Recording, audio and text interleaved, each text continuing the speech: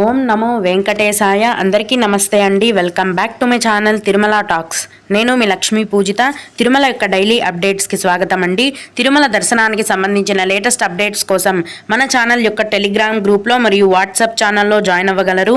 వాటి యొక్క లింక్ అనేది ఈ వీడియో కింద డిస్క్రిప్షన్లో మరియు కామెంట్ సెక్షన్లో ఇవ్వటం జరిగింది. ఈరోజు ఈ వీడియోలో మనం ప్రస్తుతం తిరుమల దర్శనానికి సంబంధించిన పూర్తి వివరాలను గురించి, అలాగే కొందరు శ్రీవారి భక్తులు అడిగే ముఖ్యమైన దర్శనానికి సంబంధించిన సందేహాలు, వాటి యొక్క సమాధానాలను గురించి తెలుసుకుందాము. కనుక వీడియోని చివరి వరకు చూడండి. ముందుగా నిన్న అంటే మార్చి 27వ తేదీన తిరుమలలో స్వామివారిని మొత్తం 64,279 మంది భక్తులు దర్శనం చేసుకున్నారు. అందులో స్వామివారికి మొత్తం 24,482 మంది భక్తులు తలనీలాలనైతే సమర్పించారు.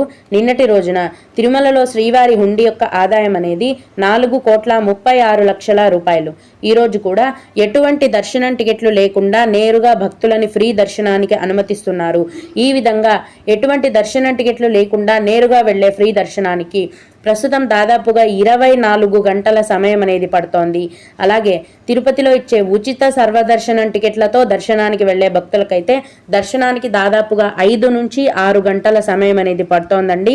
300 రూపాయల దర్శనం టికెట్లు కలిగి ఉన్న భక్తులకు మరియు 500 రూపాయల దర్శనం టికెట్లు కలిగి ఉన్న భక్తులకైతే దర్శనానికి దాదాపుగా 4 గంటల సమయం అనేది పడుతోంది. ఈరోజు ఇన్ఫాంట్ దర్శనం అనేది కొనసాగుతోందండి. చిన్న పిల్లల సుపదం ఇన్ఫాంట్ దర్శనానికి దాదాపుగా 2 గంటల సమయం అనేది పడుతోంది. విఐపి బ్రేక్ దర్శనం టికెట్లు కలిగి ఉన్న భక్తులకు 1 గంట లోపే దర్శనం అనేది పూర్తయిపోతుంది. దీన్ని బట్టి ఈరోజు కూడా తిరుమల కొండపైన భక్తుల యొక్క రద్దీ అనేది చాలా ఎక్కువగా ఉందండి. ఇప్పుడు ఉగాది పండుగ రాబోతుంది కాబట్టి ఇంకా కూడా భక్తుల యొక్క రద్దీ అనేది పెరిగే అవకాశం ఉంది. ప్రస్తుతం ఫ్రీ దర్శనం క్యూ లైన్లోకి కొత్తగా ఎంటర్ అయ్యే భక్తులకు మొత్తం దర్శనమై బయటికి రావడానికి 24 గంటల సమయం, అంటే ఒక రోజు మొత్తం మీరు కంపార్ట్మెంట్లలో మరియు క్యూ లైన్లలో వేచి ఉండాలి. ఫ్రీ దర్శనం కోసం అన్ని కంపార్ట్మెంట్లు కూడా నిండిపోయి క్యూ లైన్లలో భక్తులు వేచి ఉన్న పరిస్థితి అయితే ఉంది. భక్తులు ఈ విషయాన్ని దృష్టిలో పెట్టుకొని దర్శనానికి వెళ్ళవలసిందిగా మనవి. వయసు పైబడిన వృద్ధులు, అలాగే చిన్న చేతి బిడ్డలు ఉన్నవారు ఇప్పట్లో దర్శనానికి వెళ్లే ముందు ఆలోచించుకొని వెళ్ళండి. ఎందుకంటే తిరుమల కొండపైన భక్తుల యొక్క రద్దీ అనేది చాలా ఎక్కువగా ఉంది. నడక మార్గాలలో వెళ్లే వారికి కూడా అండి భక్తుల యొక్క రద్దీ అక్కడ కూడా చాలా ఎక్కువ ఉంది. కాబట్టి దీన్ని బట్టి మీరు తిరుమల దర్శనాన్ని ప్లాన్ చేసుకోవాల్సిందిగా మనవి.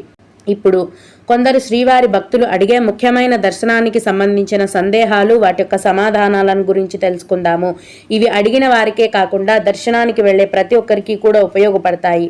ఒక భక్తుడు, మాకు శ్రీవారి సేవ వాలంటరీ బుకింగ్ అయింది, లాస్ట్ డే ఎప్పుడు దర్శనం ఉంటుంది, మార్నింగా ఈవినింగా అని అడిగారు.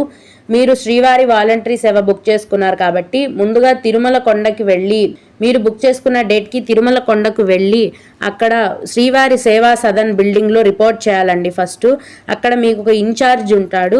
తదుపరి విషయాలన్నీ కూడా ఆయన మీకు చెప్తారు. ఏ సేవ వేయడము, ఎప్పుడు దర్శనం ఉంటుంది, అవన్నీ కూడా మీ యొక్క ఇన్ఛార్జే మీకు చెప్పడం జరుగుతుంది. అలాగే రేపు మాకు స్పెషల్ దర్శనం ఉంది అండ్ రూమ్ కోసం ఆధార్ కార్డు ఒరిజినలే ఉండాలా, జిరాక్స్ సరిపోదా అని అడిగారు. రూమ్స్ బుకింగ్ కానీ లేకపోతే దర్శనం టికెట్స్ క్యూ లైన్లో వెళ్ళేటప్పుడు కానీ ఆధార్ కార్డు మ్యాక్సిమం ఒరిజినల్ తీసుకొని వెళ్తేనే మంచిదండి. జిరాక్స్ కూడా తీసుకోవచ్చు, కానీ అందులో క్లియర్గా ఉండాలి డీటెయిల్స్. చాలామంది జిరాక్స్ ఎట్లా ఉంటుందంటే మొత్తం డీటెయిల్స్ అన్ని షేడ్ ఉంటుంది. అటువంటివి తీసుకువెళ్ళినట్లయితే కనుక అక్కడ యాక్సెప్ట్ చేయరు. క్లియర్గా ఉండే ఆధార్ జిరాక్స్ని అయితే యాక్సెప్ట్ చేస్తారు. అలాగే ఇంకొకరు, మేము జూన్ ఫస్ట్ వీక్ ప్లాన్ చేశాము, ఎస్ఎస్డి టోకెన్ ఏమైనా టైమింగ్ చేంజెస్ చేశారా చెప్పరా ప్లీజ్ అని అడిగారు.